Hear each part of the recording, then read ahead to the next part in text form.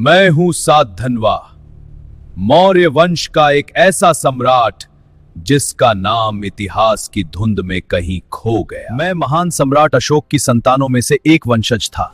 मेरे पूर्वजों ने इस भूमि पर धर्म, नीति और शौर्य का साम्राज्य स्थापित किया था। पहले सिंहासन पर बैठे थे मेरे भ्राता देववर्मन।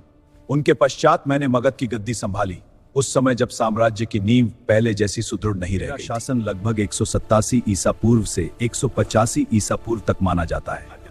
मेरे राज्य की सीमाएं गुजरात शासन कौरलाय से दिव्य वैभव जो चंद्रगुप्त और अशोक के समय था, अब क्षीण हो रहा था।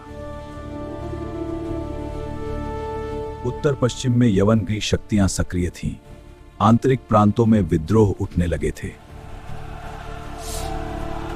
मैंने साम्राज्य को संभालने का प्रयास किया, परंतु समय की धारा विपरीत थी। मौर्य साम्राज्य की जड़ें अब कमजोर हो चुकी थीं।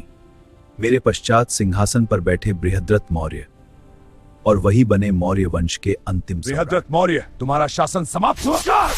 उनके सेनापति पुष्यमित्र शुंग बृहद्रथ मौर्य हत्या करके सत्ता छीन ली और इस प्रकार मौर्य साम्राज्य का अंत। इतिहास के ग्रंथों में मेरा उल्लेख संक्षिप्त है, विशेषकर पुराण में।